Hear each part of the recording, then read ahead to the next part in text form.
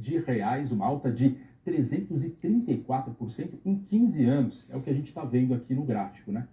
Esse valor considera o regime geral de previdência, além de aposentadorias e pensões de servidores públicos civis e militares. Os números são do Tesouro Nacional e foram compilados pela Fundação Instituto de Pesquisas Econômicas, a FIP.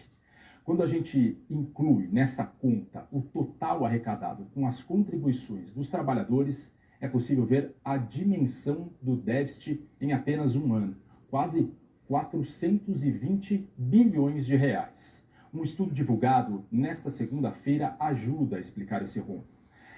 Da população economicamente ativa de 129 milhões de pessoas, mais de 700 milhões não contribuíram para a Previdência. Ou seja, ou melhor dizendo, 70 milhões, né? Não contribuíram para a Previdência. Ou seja, a receita recolhida pelo INSS não acompanha a velocidade do pagamento de benefícios. O crescente envelhecimento da população e as mudanças no mercado de trabalho impõem esse desequilíbrio das contas previdenciárias. Assunto para o nosso comentarista de economia, Bruno Caraza, ao vivo de Belo Horizonte. Boa noite para você, Bruno. Com menos brasileiros no mercado de trabalho e mais empregos sem carteira, fica bem difícil fechar essa conta, né? Pois é. Boa noite, Bruno. Boa noite para quem acompanha a gente.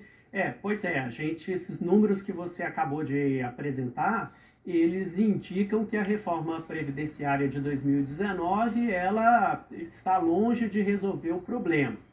Quando a gente olha em perspectiva, a gente tem várias forças bastante poderosas atuando aí nesse processo de aumento do déficit da Previdência. De um lado, a gente já tem há décadas aqui no Brasil um número cada vez menor de pessoas nascendo, o que faz com que nós tenhamos menos trabalhadores contribuindo para o sistema previdenciário. Além disso, também tem uma notícia boa, né, que as pessoas estão vivendo mais, mas que do ponto de vista da Previdência é algo bastante problemático, porque significa que a Previdência vai ter que arcar com as aposentadorias por um prazo ainda maior. E como se não bastasse tudo isso, a gente tem mudanças no mercado de trabalho que estão deixando as relações trabalhistas muito mais fluidas, com o aumento da informalidade e também com uma tendência muito grande à terceirização dos serviços. Como a gente pode ver aí na tela, há uma tendência cada vez maior de pessoas que estão migrando para a informalidade. É o caso, por exemplo, dos trabalhadores por aplicativos, que segundo o IBGE já são mais de 1,5 milhão de pessoas no Brasil. Além disso, a gente também tem um volume crescente de pessoas que ganham a vida por conta própria, seja como pessoa jurídica ou não.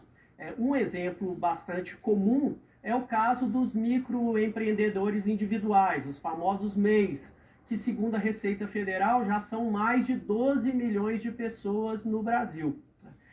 Esse movimento, então, faz com que nós tenhamos menos pessoas contribuindo para a Previdência ou um contingente maior de pessoas que contribuem para a Previdência, mas com valores menores do que se eles tivessem carteira assinada.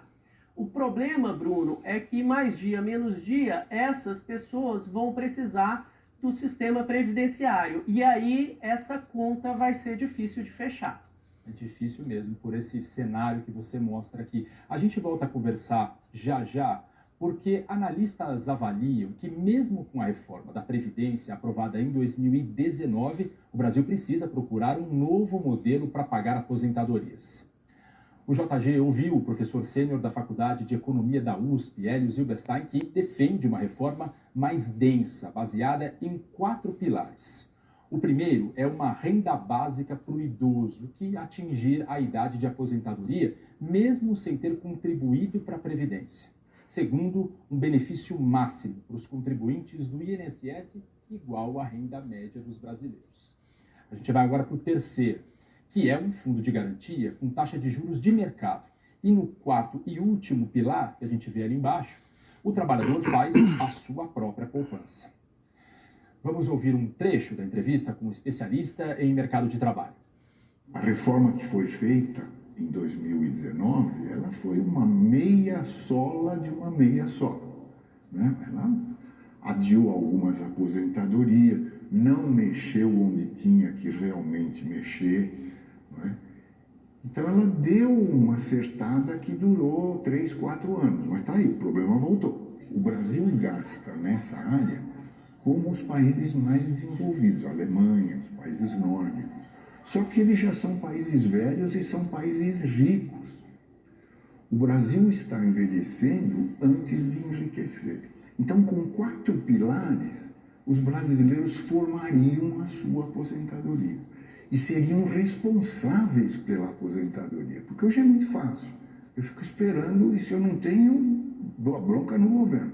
Nesse novo sistema, o governo vai dar um mínimo, mas vai dar para todo mundo esse mínimo. E para a maioria das pessoas, esse mínimo é muito. A gente vai voltar com o Bruno Caraza para falar agora do sistema de aposentadoria dos militares, que passou por uma reforma, né, Bruno, há 4 anos, mas a gente nota que as distorções continuam, né? Pois é, Bruno, muito apropriado você trazer esse tema hoje, né, em que a gente relembra aí esses 60 anos do golpe militar, que deixou inclusive esse pesado fardo aí para as contas públicas brasileiras, que é a previdência dos militares.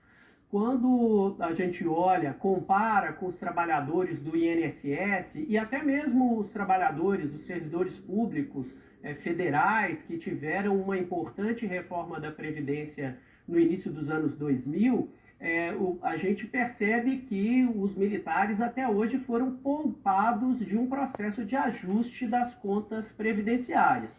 Houve até essa tentativa de reforma em 2019, mas o governo Bolsonaro acabou suavizando bastante as medidas. E o resultado é esse que a gente está vendo aí na tela, né? Se a gente pega o volume de pagamentos, né, de contribuições dos militares da ativa, da reserva e dos pensionistas para o sistema de previdência deles, dá algo em torno de 8,8 bilhões de reais. Mas se a gente olha o volume de benefícios que são pagos, né, os soldos dos militares que já estão na reserva, reformados, e as pensões, o valor passa de 56 bilhões de reais.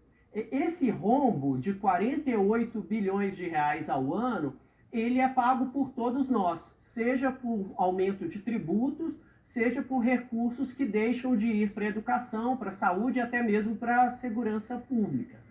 Então, esse rombo da Previdência dos militares, que é 13% do total do déficit da Previdência brasileira, ele precisa de ser atacado porque ele onera bastante as contas públicas. Mas quando a gente olha as recentes declarações do presidente da República, Bruno, a gente percebe que ele não está muito disposto a comprar essa briga com a cúpula das Forças Armadas, não.